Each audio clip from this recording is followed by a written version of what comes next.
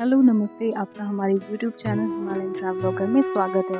उम्मीद करते हैं आप सब जहां भी हैं हैप्पी हेल्दी एंड सेफ रहें। सफ़र शुरू करें तो मंजिलें मिल ही जाती हैं। ये तो सफ़र करने वालों का साथ और वक्त को जीने का तरीका है जो सफ़र और तारीख को खास बना देती है। घूमने और सीखने के लिए जीवन बहुत छोटी है, ये जानते हुए भी कि ऑफिस का वो कमरा या फिर आज का नया कॉन्सेप्ट वर्क फ्रॉम होम, इनमें इतने टारगेट्स और डेडलाइंस हैं कि चाहे वो पर्सनल लाइफ का प्रमोशन हो या प्रोफेशनल लाइफ का कॉम्पिटिटिव प्रमोशन, इस रेस में प्रमोशन हमेशा इमोशन पे भारी पड़ ही जाता है। लीड एक्टर इरफान खान ने कहा था कि जिंदगी छोटी नहीं होती, हम जीना ही देरी से शुरू करते हैं। जब तक रास्ते समझ आते हैं तब तक लौटने का वक्त आ जाता है। आज का हमारा ब्लॉग देवभूमि हिमाचल से गुरुओं की पावन भूमि अमृतसर यानी अमृतसर के सफ़र की है। हम सुबह 6 बजे कुल्लू से निकले थे, तब वहाँ बहुत बारिश हो रही थी, लेकिन जैसे जैसे सुंदरनगर पहुँचे, नीला आसमान, सफ़ेद बादल और ये हरियाली देखकर मन ही खुश हो गया। इन खूबसूरत वादियों से अमृतसर तक का सफ़र 7-7.5 घंटे का है, वो भी अगर ट्रैफिक ना लगे तो। मनाली की फुल 4 लेन की वजह से अब ये सफ़र सिर्फ 350 किलोमीटर तक का ही रह गया है। ये 4 लेन 6 अगस्त 2023 को पब्लिक के लिए खोला गया था। किसी ने सच ही कहा है, अनेक भाषा और संस्कृति एक यात्री को बहुत कुछ सिखा देती है। सबके अनुभव अलग हो सकते हैं, पर उस अनुभव की स्मृति से जो स्मृति आप अपने जीवन का हिस्सा बनाते हैं, वो आपके जीवन को नया मोड़ देती है। भाई मजा आया। जहाँ तक नजर जाए वहाँ तक हरे भरे खेत और सड़क के दोनों किनारों पे स्वागत करते ये पेड़ आपका स्वागत करते हैं पंजाब में।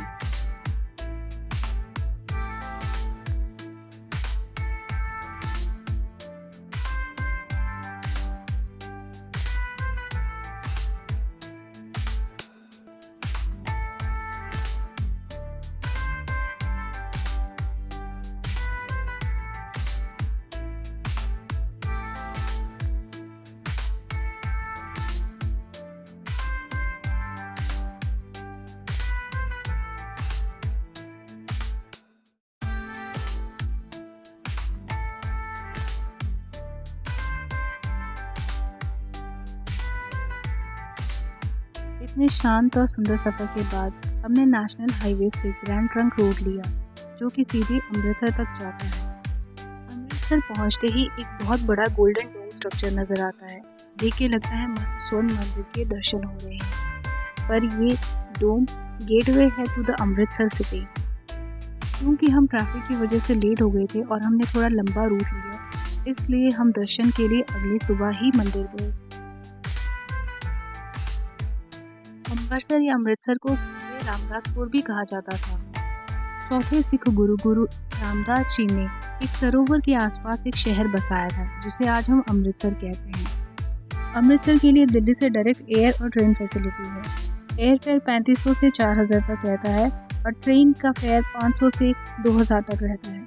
और यहाँ बस स्टैंड और ट्रेन स्टेशन दोनों से ही गोल्डन टेम्पल के लिए ई रिक्शा और ऑटो रिक्शा हमेशा उपलब्ध रहती है। बस स्टैंड से गोल्डन टेम्पल के लिए तो 2 बार बस सेवा सर्विस भी है। अमृतसर पंजाब का दिल है और ये पंजाब का दूसरा सबसे बड़ा शहर है। सिख समुदाय के लिए सबसे बड़े और पूजनीय स्थल हरमंदिर साहिब यानी गोल्डन टेम्पल की स्थली है। रिक्शे से उतरकर सबसे पहले हमने चौक में डॉक्टर भीमराव अम्बेडकर की मूर्ति देखी, जिन्हें फादर ऑफ इंडियन कॉन्स्टिट्यूशन भी कहा जाता है। यहाँ से थोड़ा आगे चलकर दूसरे चौक में शेर पंजाब महाराणा रंजीत सिंह जी की घोड़े पर सवार मूर्ति है। महाराणा रंजीत सिंह खालसा साम्राज्य के पहले महाराजा थे। महाराज जी ने मंदिर में संगमरमर भी लगवाया और इसमें सोना भी चढ़ाया, जिसके बाद इसे स्वर्ण मंदिर कहा गया। अमृतसर की हिस्ट्री बहुत रिच है। ये लगभग 600 साल पुरानी है। जहां अमृतसर को चौथे गुरु रामदास जी ने एक सरोवर के चारों ओर बसाया, वहीं 5वें गुरु अर्जन देव जी ने गोल्डन टेम्पल बनाया।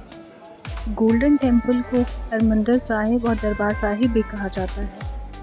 यहाँ पे सिखों की सबसे पवित्र पुस्तिका आदि ग्रंथ या ग्रंथ साहिब को भी रखा गया है। हरमंदिर साहिब में प्रवेश और दर्शन के लिए समय की पाबंदी नहीं है, लेकिन दर्शन पाने के लिए लोग यहाँ सुबह बहुत पहले ही आ जाते हैं। मंदिर में प्रवेश करने से पहले अपने सिर को दुपट्टे से या स्कार्फ से ढका जाता है। हरमंदिर साहिब में पूरे दिन गुरबानी के स्वर गूंजते रहते हैं। हरमंदिर साहिब के 4 द्वार हैं।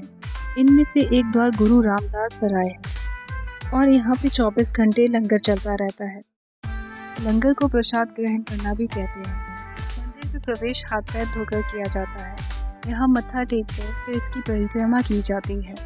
सरोवर के पानी से नहाने के लिए यहाँ पे महिला और पुरुषों के लिए स्नान गृह भी बने हैं।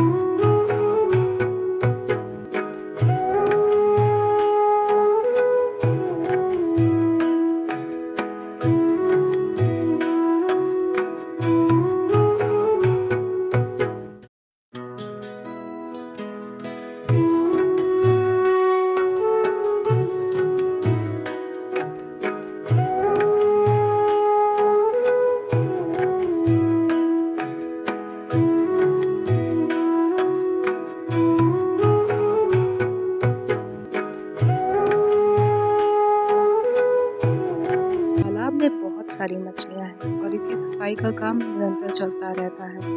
इसका पानी लगभग रोज बदला जाता है और इसके अलावा 5 से 10 साल में सरोवर की पूरी तरह से सफाई भी की जाती है, जिसका काम कार सेवक या जिन्हें सेवादार कहते हैं, उनके अलावा आम संगत भी इसमें बढ़ चढ़कर हिस्सा लेती है। वैसे तो मंदिर परिसर में आते ही हाथ पैर धो के अंदर प्रवेश किया जाता है, लेकिन बहुत से श्रद्धालु यहाँ स्नान गृह में स्नान करके मंदिर की परिक्रमा करते हैं। उसके बाद अकाल तख्त के दर्शन किए जाते हैं, जो कि स्वर्ण मंदिर के अंदर है। इसके लिए लंबी लंबी लाइनें लगती हैं। महिला और पुरुष पंक्ति अलग अलग लगती है और दर्शन के लिए 1 से 1.5 घंटा लग जाता है। दर्शन के लिए खड़े श्रद्धालुओं को पानी पिलाने की सेवा भी दी जाती है। दर्शन के लिए इंतजार करते सच में समय का पता नहीं चला, लेकिन इतने टाइम में ये तो पता चल गया कि यहाँ पे वीआईपी दर्शन का कल्चर नहीं है।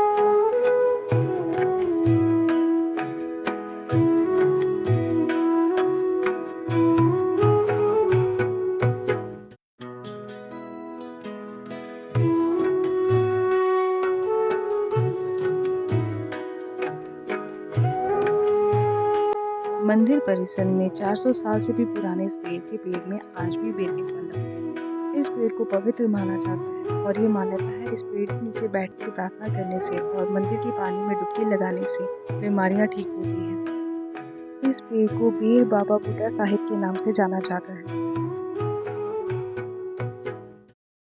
ये हमारे ब्लॉग का सफ़र यहीं तक का था। मिलते हैं फिर नए सफ़र में नई मंजिल की ओर। तो खुश रहिए, स्वस्थ रहिए और सुरक्षित रहिए।